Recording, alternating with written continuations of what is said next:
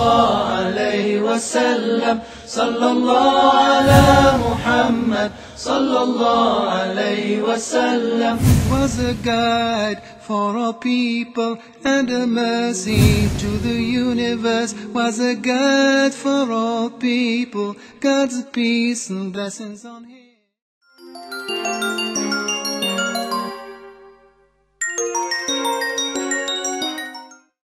Bismillahirrahmanirrahim. Alhamdulillahi Rabbil Alamin. Wassalatu wassalamu ala ashrafil anbiya'i wal mursalin nabiyina Muhammadin wa ala alihi wa sahbihi ajma'in. Assalamu ala man ittaba'al huda.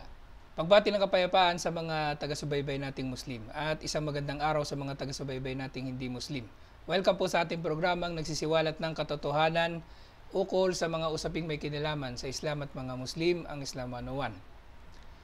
Noong nakaraan ay natalakay natin ang ukol sa kaligtasan at sa pagkakataong ito ay bibigyan nating diin muli ang ukol sa pagiging tama ng relihiyong Islam at ano ba ang mga patunay sa usaping ito. Kasama natin muli ang ating resource person, si Ustad Ahmad Javier. Assalamualaikum warahmatullahi wabarakatuh. Waalaikumsalam warahmatullahi wabarakatuh. Bismillahirrahmanirrahim. Alhamdulillah wassalatu wassalamu ala rasulillahi wa ala alihi wa sahbihi ajma'in. Assalamu ala man ittaba'al huda. Ang papuri kay Allah subhanahu wa ta'ala, ang siyang tunay at tanging nag-iisang Diyos, at naway ang kanyang pagpapala, kapayapaan ay mapasa ating mahal na propeta Muhammad sallallahu alaihi wasallam. Muli sa lahat ng kapatirang Muslim, Assalamualaikum warahmatullahi wabarakatuh. Magandang araw sa lahat ng taga-subaybay ng Islam 101. Ustad, nung nakaraan ay natalakay natin ang kaligtasan at kung paanong makakamit ng tao ang kaligtasan. At ito ay sa pamagitan lamang ng pagsunod natin sa pananampalataya na ninais ng Panginoon para sa atin. At ito nga ang Islam. At sa pagkakataong ito, Ustad, ay matatalakay pa natin ang ukol sa mga batayan pa kung paanong napapatunayan o paanong mapapatunayan ng isang naghahanap ng katotohanan ng Islam nga ang tunay na relihiyon. At unang-una sa mga binabanggit ng ating mga scholar na patunay na ang Islam ang tunay na relihiyon at siyang katanggap-tanggap at kamahal-mahal kay Allah subhanahu wa ta'ala ay dahil sa si Allah subhanahu wa ta'ala mismo ang nagsabi nito. At walang iba pang relihiyon ang merong ganitong katangian na si Allah ang nagpangalan at si Allah ang pumili at naghirang sa relihiyon na ito. At isa sa babanggit nating mga patunay sa ganitong argumento ng Islam ay sinabi ng Allah subhanahu wa ta'ala, Inna dina indallahil Islam. Ang relihiyon para kay Allah subhanahu wa ta'ala ay ang Islam. Barakallahu fiik, jazakallahu khair. Ang pag-uusap ng reliyon sa panahon natin ngayon, especially tayo mga balik Islam, at sa napakaraming naglipa ng reliyon ngayon, ang pinaka sabihin nating highlights ng pag-uusap dito para kung paano mo mapuprove na yung reliyon kinakaaniban mo ay siyang tamang reliyon. So sa pagpapatunay ng mga tao ng iba't ibang reliyon, para mapatunayan nila na ang reliyon nila siya ang tamang reliyon, gumagamit sila ng iba't ibang sangay ng kaalaman, branches of knowledge. Halimbawa, pwede nilang patunayan ang reliyon nila sa pamamagitan ng siyensya. So, hahanap sila ng mga scientific facts at iko-connect nila sa religion at sasabihin nila sa kanilang hinihikayat sa religion, tama ang religion namin dahil akma sa siyensya. Pagka minsan ginagamit din nila yung history, kasaysayan. Babalikan nila yung kasaysayan at mapapatunayan nila na tama yung kanilang religion. And so on and so forth. Mathematics, geography, philosophy. Pero ano ba ang pinakatamang basihan pag pinag-uusapan ng reliyon? May mga scholar nagsasabi na ang mga branches of knowledge na ito ay mga suporta lang. Pero ano yung pinakamataas na pruweba para patunayan na ang Islam siya nga ang tunay na reliyon? May nagsasabi mula sa mga Christian scholar na dapat gamitin rationality. Kahit na hindi umakma dyan ng siyensya o mathematics o history o iba pang sangay ng tawag dito ng kaalaman, basta sa katwiran ng tao, rational, ay naintindihan niya na ito yung reliyon na galing sa Diyos, sapat na yon. Pero sa atin sa Islam, kung meron tayong basihan para masabi na ang reliyon ng pananampalatayang Islam, siya ang tamang reliyon, ito na yung pinakamataas. At ano po yung mga kababayan? Dapat ang reliyon, ang nagsabing tama ito ay ang tagapaglikha mismo. Ang Diyos na si Allah subhanahu wa ta'ala. At katulad ng nabanggit natin kanina sa banal na Quran, sinabi mismo ni Allah subhanahu wa ta'ala, Wa may yabtaghi ghayra al-islam dinan falan yuqbala minhu wa huwa fil akhirati minal khasirin. Kung sino magtaglay ng ibang pananampalataya maliban sa Islam ay hindi ito tatanggapin ni Allah subhanahu wa ta'ala at sa kabilang buhay siya ay mapapabilang sa mga talunan. Sinabi pa ni Allah subhanahu wa ta'ala, inna ad-dina 'indallahi al-Islam. Ang reliyon sa paningin sa harap ni Allah subhanahu wa ta'ala ay ang Islam. So ibig sabihin si Allah subhanahu wa ta'ala siya mismo ang nagpatunay. Kaya unang tanong ninyo sa mga kababayan Ustad Mujahid, unang tanong nyo sa sarili nyo, sa kinaaaniban yung reliyon, inangkin ba to ng Diyos na tagapaglikha? Alamin nyo kung anong pangalan ng reliyon nyo at basahin nyo sa binabasa nyong paniniwala nyong aklat. Kung sinabi ng Diyos na yun ang reliyon na kanyang pinili at kanyang binigay sa sangkatuahan, yun na nga ang magiging tamang reliyon. Kaya Ustad Mujahid, ito ngayon naglipa ng mga bagong reliyon. Kaya karamihan sa mga religion ngayon sa Pilipinas, in particular, makikita mo ang pangalan ng religion nila ay hango sa talata sa Biblia. Bakit? Para magkaroon ng pruweba. Pero hindi, sila lang ang mga nag-claim nito. Yun ang nakakaloka. Sila lang ang nagpangalan. Okay. Sa kalakayan, Ustad. At katotohanan niyan, Ustad, maidaragdag natin, marami sa mga relihiyon na meron yan. At masabi natin lahat sila ay ipinangalan sa, kundi man dun sa talata sa Biblia, kundi dun sa nagtatag, o kaya dun sa lugar na pinanggalingan nila ng relihiyon na yun. At pangalawa sa mga masasabi natin na patunay ng Islam na ito ang tunay at nag-iisang tamang relihiyon, ay ang sinasabi ng ating mga scholar na ang Islam ay hindi nasasaklaw ng panahon. Ang mga ngahulugan ng Islam ay mensahe na hindi limitado sa iisang panahon lamang. Kasi Ustad Mujahid, kung lalabas ang isang reliyon ay nasaklaw ng panahon, lalabas hindi makatarungan ng Diyos. Oo. Kung naniniwala tayo na ang kaligtasan ay nakasalalay sa reliyon, mamaya tatalakayin natin kung yun nga ang paniniwala ng mga tao.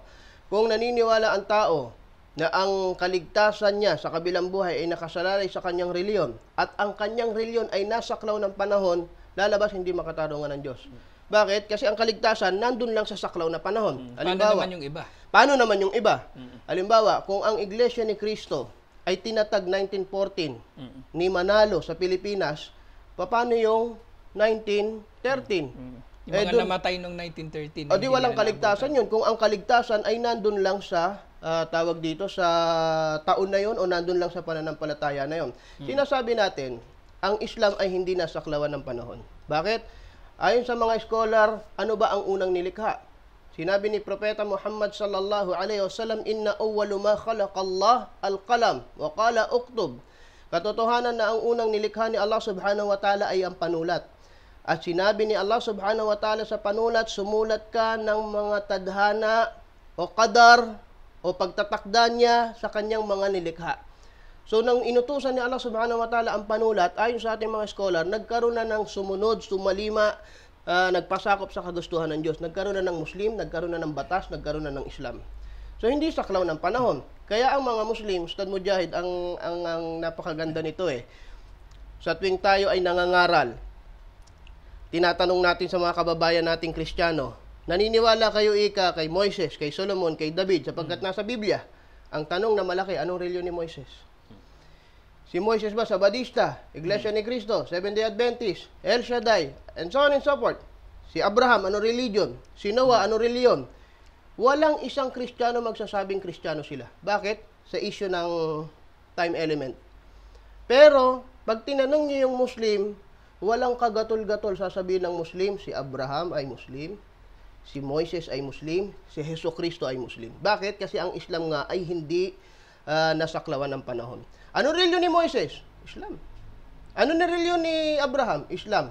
So, ang Diyos lalabas, makatarungan. Bakit? Yung pinili ng reliyon, mula sa nilikha niyang unang tao, hanggang sa huling tao, nabubuhayin ng Diyos sa araw ng paghuhukom, may Islam dito. Presensya ang Islam sa lahat ng panahon na ito. Sa kalakayan, Ustad. At itong pangatlong argumento na ibinibigay ng ating mga scholar sa pagiging tama ng pananampalatayang Islam. At ito yung ako mismo personally, Ustad, na patunayan ko to. Kasi isa sa mga criteria ko noon, nung ako'y Kristiyano pa, para hanapin ang tunay na relihiyon. Ayan, ano ba ang relihiyon ng mga propeta? At ito ang sinasabi ng mga scholar na pangatlong batayan ng Islam, itong relihiyon ng mga naunang mga tagasunod kay Allah subhanahu wa ta'ala. Bagkus mula sa kauna-unahan. At ito nga ang relihiyon ng mga propeta. Barakallahu fik. Ito yung pamantayan na kinuha natin isa sa mga nagpapalaganap na ng Islam, of course. Pero ini-invite natin lahat po ng mapagsaliksik ng pananampalataya. Pwede kayo maglagay ng criteria nyo ng paghahanap ng katotohanan. So, wag kayong nakabase sa husay ng pagsasalita ng pastor, sa ganda ng damit, sa galing magtagalog marahil. Kasi ngayon, uso, kakatok sa pinto. Nakamahabang, naka-long sleeve, nakabarong, tapos babasahan ka ng napakaraming sitas sa Biblia, mahihilo ka sa lalim ng Tagalog, and then bandang huli, miyembro ka na. Ganyan po nangyayari sa reliyon sa iba't ibang reliyon ngayon, sa sekta ngayon dito sa Pilipinas. Yung pangatlong pinagbabasihan natin, kahit hindi tayo magbuklat ng napakaraming talata sa Biblia, napakasimple. Ito yung paulit-ulit na argumentong sinasabi natin. Ano po yun? Naniniwala ang mga Kristiyano sa mga naunang propeta. Kay Moises, kay David, kay Solomon, kay Noah, kay Abraham. Kung tayo pong lahat ay naniniwala sa mga propetang ito, tanungin natin ano ang kanilang pananampalataya. Kaya sa Saudi Arabia, o rather dito na rin sa Pilipinas, tinatanong natin anong reliyon ng mga naunang propeta. May mga Kristiyanong sumasagot, wala pa naman pangalan ang reliyon nun eh. So brother, sabi nila, hindi natin masasabi kung si Moises nga ay miyembro ng particular religion kasi wala pang pangalan ang reliyon. Okay. Ignore natin yung pangalan ng reliyon. Saan tayo pupunta kung hindi sa pangalan? Sa doktrina. Kung talagang wala pang pangalan ang religion nun, tingnan natin yung doktrinang sinunod ni Moises. Okay. Doktrinang sinunod ni Abraham, doktrinang sinunod ni Noah, at doktrinang sinunod ni Jesus, kung yung mga aral nila pareho sa doktrina natin. Sasabihin na naman, next argument, napakarami ikang doktrina. Aalamin ba natin isa-isa yun? Hindi. Yung pinakamalaki lang po, yung pinakamataas lang po mga kababayan. Ano yun? Doktrina ng paniniwala sa Diyos. Yun din ang basihan sa Islam para maging Muslim ka eh. Hindi mo kailangan lahat, hindi inobliga pala rather ng Diyos na alamin mo yung maliliit na detalye ng religion para yakapin mo ang Islam. Ang ginawa ng Diyos na pamantayan para ikaw maging miyembro o maging kasapi o maging Muslim ay malaman mo at maunawaan mo yung pinakamalaking doktrina ng reliyon. Ano yon? Paniniwala sa Diyos. Kaya ka magre-religion in the first place eh. Dahil sa paniniwala mo sa Diyos. So kung naniniwala ka sa kaisahan ni Allah subhanahu wa ta'ala at malinaw sa iyo yun, pwede kang maging mananampalataya o pwede kang maging Muslim. Ngayon, kung titingnan natin, walang pangalan, ika yung mga naunang religion. Anong doktrina sinunod ni Abraham, ni Moises, ni Solomon, ni David, ni Noah, ni Jesus patungkol po sa paniniwala sa Diyos? Si Moises ba nagturo ng God the Father, God the Son, God the Holy Spirit? Wala. Si Abraham po ba, mga kababayan, nagturo ng God the Father, God the Son, God the Holy Spirit? Si Noah, nagturo ba ng God the Father, God the Son, God the Holy Spirit? Bakit ko ito sinasabi? Ito yung pinakamataas na doktrina ng Kristyanismo eh. Original sin, pagkapako ni Jesus. Kasi pag wala ito, walang Kristyanismo. Naniniwala tayo kila Abraham. Si Abraham hindi nagturo ng God the Father, God the Son, God the Holy Spirit. Si Moises may daladalang 10 commandments daw galing sa bundok, sabi sa Biblia. Meron ba nakalagay doon sa 10 commandments na God the Father, God the Son, God the Holy Spirit? So, ibig sabihin, magkaiba kayo ng reliyon ng mga pinaniniwalaan yung propeta. Jazakallahu khairan, Ustad.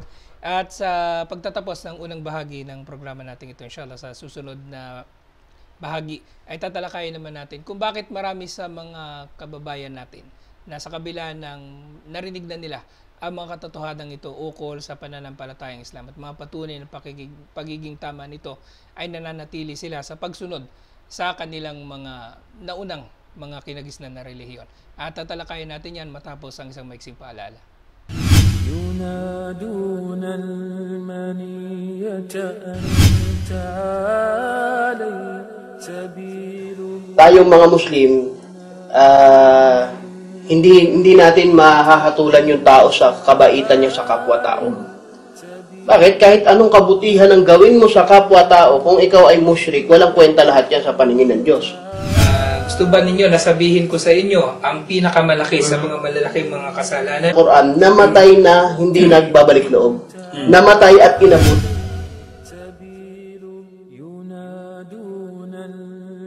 Na itong tauhid ay napakahalaga. At para sa isang Muslim na tatawagin niya ang kanyang sarili na Muslim na hindi niya naunawaan. Ay ang tauhid o ang pagbubukod tangi kay Allah subhanahu wa ta'ala sa tatlo. Tingnan natin, pinagbibintangan nila si Allah ng kawalan ng katarungan.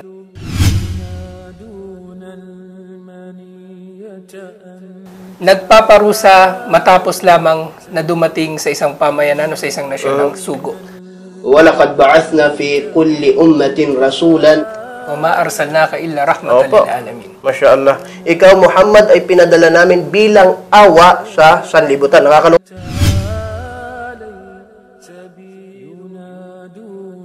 Sinabi niya, sino man ang jahil o mangmang ukol nga sa mga usapin na may kinalaman. Baka mamaya ito yung jahil na matigas ang ulo, kaya naging mangmang. So, laging may pasubali. Pero hindi natin dinideny yung fact na yung isang taong mangmang ay hindi dapat managot.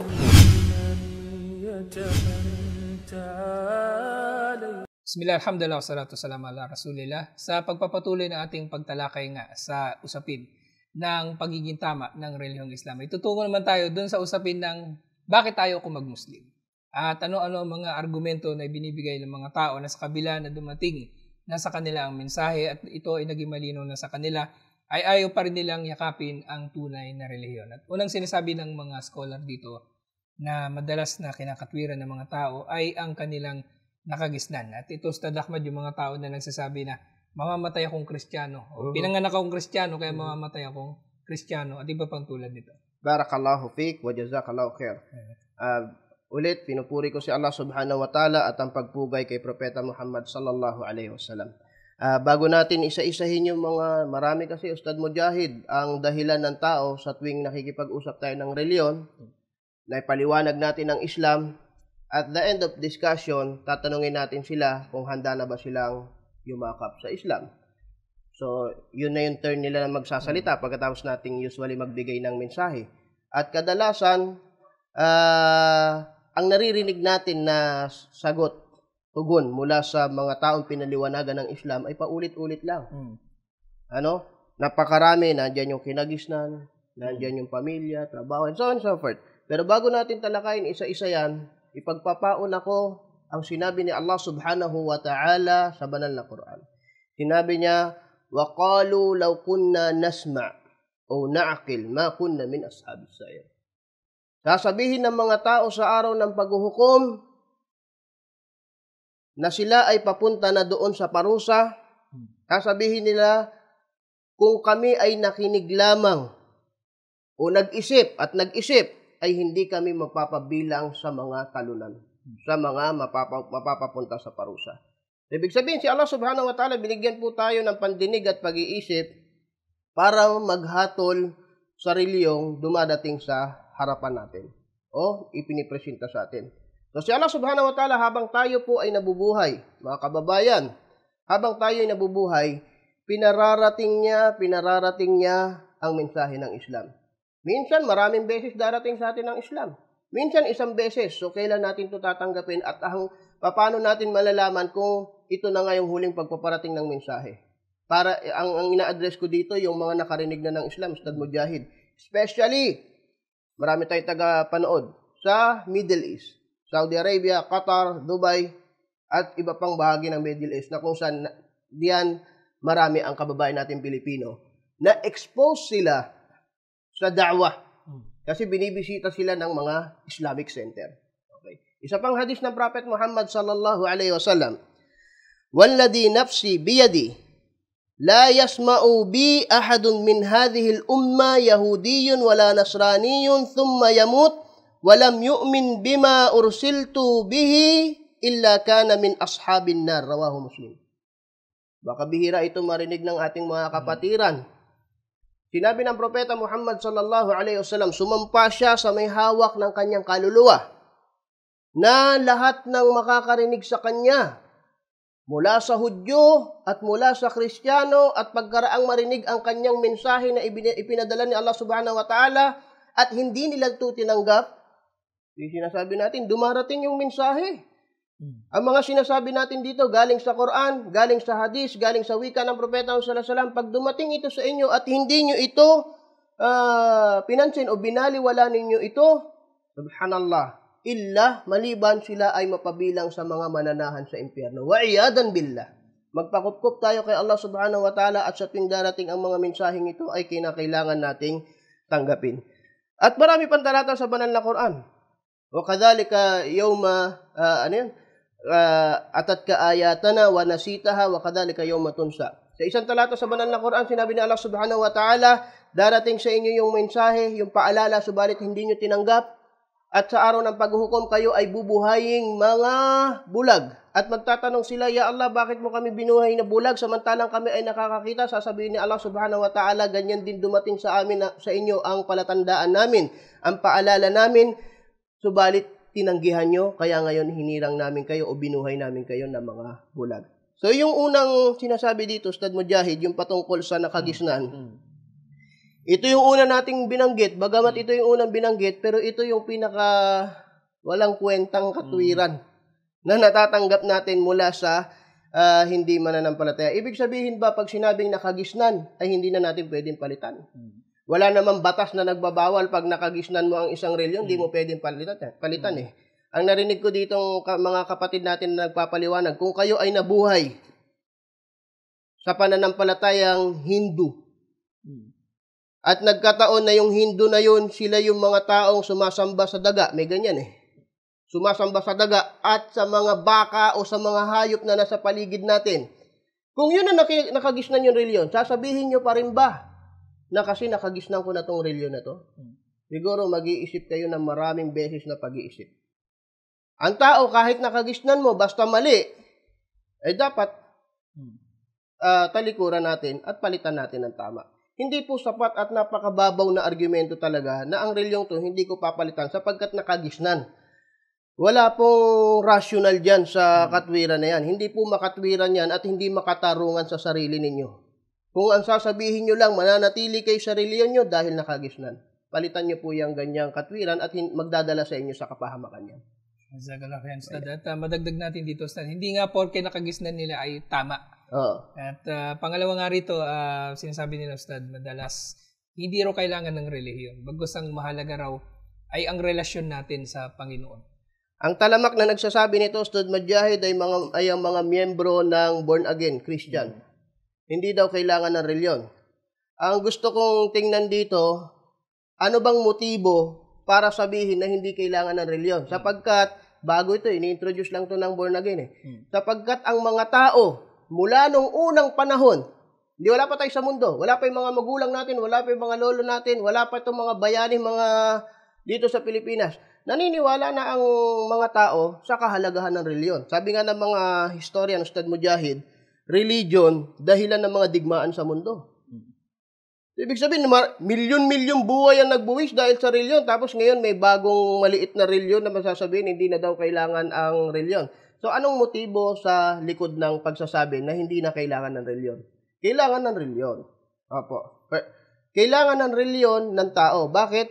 Kasi, kung naniniwala tayong may kabilang buhay at naniniwala tayong may Diyos, paano mo paniniwalaan at gagawin ang mga obligasyon mo dito sa Diyos at sa kabilang buhay kung hindi ka naniniwalang reliyon? May reliyon.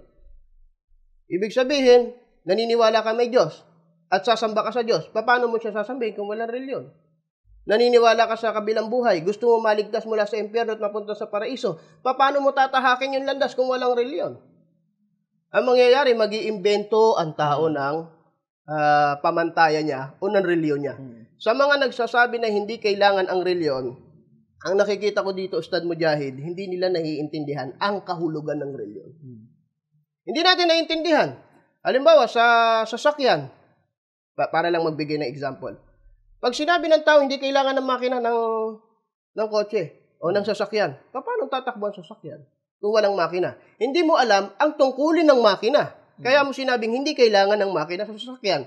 So, ang reliyon, pamantayan, way of life, reliyon, religare, pakikipagrelasyon sa Diyos. So, paano ka makikipagrelasyon sa Diyos kung wala kang reliyon?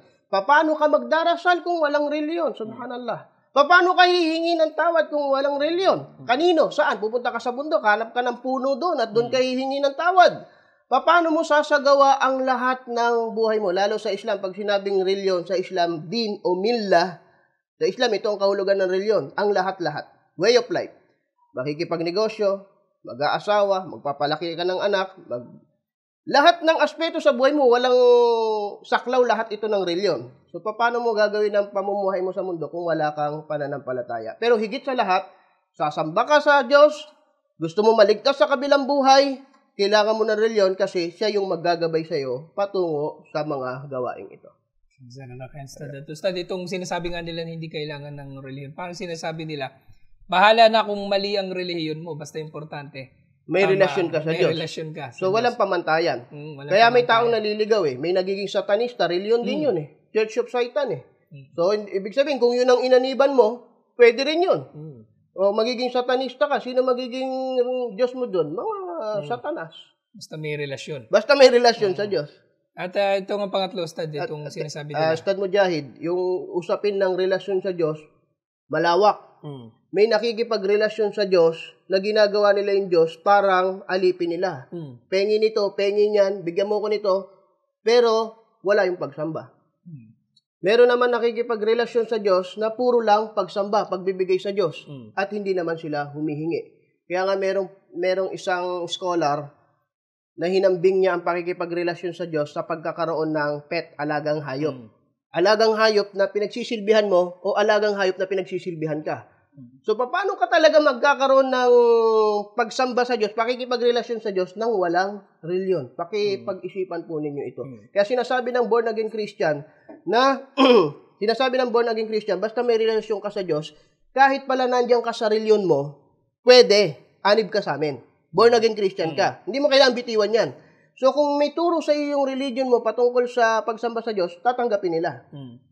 Depekto talaga itong doktrinang ito. Bakit? Magiging sanhi ito ng buhol-buhol na pagkaligaw sa pananampalataya. At Ustad, yung isa pa sinasabi nila, yun nga, yung sinasabi na baka magalit yung pamilya nila sa kanilang pagmumuslim. Baka sabihan sila mga walang utang na loob o tumalikod sa reliyon ng kanilang mga ninuno at iba pa. Ayun, maganda yon. Pag sinabing tumalikod sa inyong reliyon ng ninuno, sa Islam din nyo magagawa yon.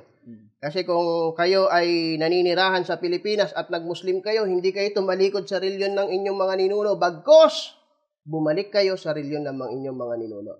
Kaya lang, ang issue ng pamilya ay dapat isang tabi nila sa paghahanap ng katotohanan. Kasi iba yung sarili mong nakikita at iba yung nakikita, for example, ng asawa mo. Kung sa paghatol mo, ito yung totoo, at ayaw ng asawa mo yung nakikita mong totoo, at sinunod mo yung asawa mo, paano pagharap mo sa kabilang buhay? Sasabihin mo ba sa Diyos na ayaw kasi ng asawa ko na yakapin ko ang Islam? Ayaw kasi ng anak ko, ayaw kasi ng magulang ko, ayaw ng pamilya namin. So, bakit pa tayo binigyan ng desisyon ng Diyos? Napakagandang argumento narinig ko noon, Ustad Mujahid. Nung ang tao ay nag-aaral, dumating ng high school life, at unti-unting niyang natutuklasan ng mundo, nag-aral gumawa ng bisyo. Natuto, for example, uminom ng alak, magsigarilyo, o sugal. Nung ginagawa ito ng mga tao, itong mga bawal na ito, hindi niya kininsulta ang kanyang pamilya. Na baka bawal to, ayaw ng pamilya ko, hindi. Ginawa to ng tao. Pero pagdating sa reliyon, takot yung tao, ikukonsulta yung kanyang asawa, ikukonsulta yung kanyang magulang. Asan ang katuwiran? Totoo nga bang pamilya mo ang may ayaw?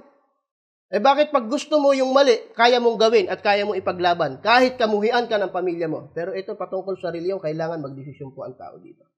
So, maiksi ang oras natin at meron pa tayong natitirang mga 1 minuto.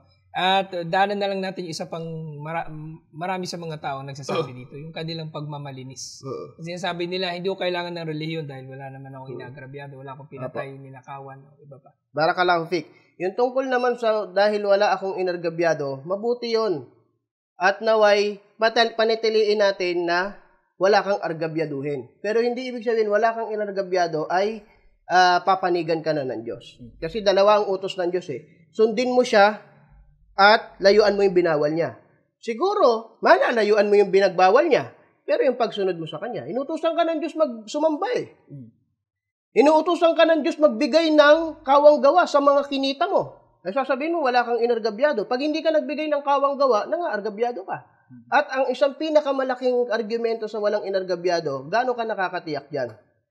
Pagka sumamba ka sa Diyos-Diyosan, nagawa mo ang pinakamalaking kawalan ng katarungan o pinakamalaking pag-aargabyado. Ya bunay, sabi ni Allah subhanahu wa ta'ala, la tushriku billah, inna syirka la dhulmun azim.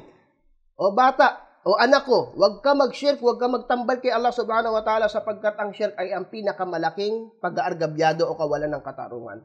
So mabuti ka nga sa tao, mabuti ka nga sa kapwa mo. Mabuti ka sa tao, mabuti ka sa kapwa mo, pero nangaargabyado ka sa Diyos sa pamamagitan ng pagsamba mo sa nilikha o Diyos-Diyosan. Jazakallah khairan Ustad. At sadyang maiksi ang oras natin at inshallah magkaroon pa tayo ng mga pagkakataon pa na matalakay ang iba pang mga malalalim na usapin nga ukol sa kaligtasan. At inanyayahan namin ang mga taga-subaybay naming mga hindi Muslim na manatili kayo nakasabaybay sa programang ito at gayon din ang ating mga kapatid na mga Muslim upang makatulong sa inyong mga pag-aanyaya at panghihikayat sa iba tungo kay Allah subhanahu wa ta'ala. At hanggang dito na lamang hanggang sa susunod na natin mga programa. Wajazakumullahu khairan. Wassalamualaikum warahmatullahi wabarakatuh. Ang programang ito ay hatid sa inyo ng Fanar Community Channel.